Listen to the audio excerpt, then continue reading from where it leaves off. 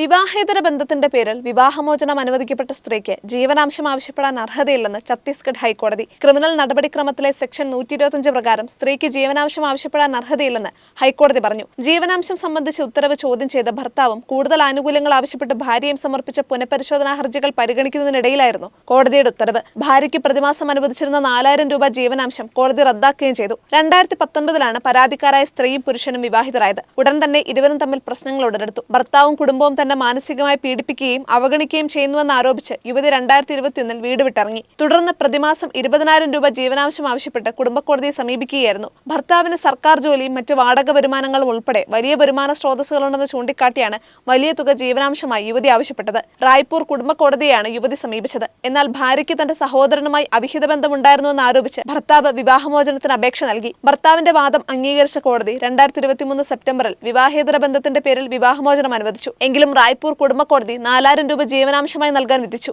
ഈ തീരുമാനത്തിൽ പിഴവുള്ളതായാണ് ഹൈക്കോടതി കണ്ടെത്തിയിരിക്കുന്നത്. വിവാഹമോചനത്തിന് ശേഷം മറ്റൊരു പുരുഷനുമായി ജീവിക്കുന്ന സ്ത്രീക്ക് CRPC സെക്ഷൻ 125 പ്രകാരം ജീവനാംശം ആവശ്യപ്പെടാൻ അർഹതയില്ലെന്ന് കോടതി വിധിക്കുകയായിരുന്നു.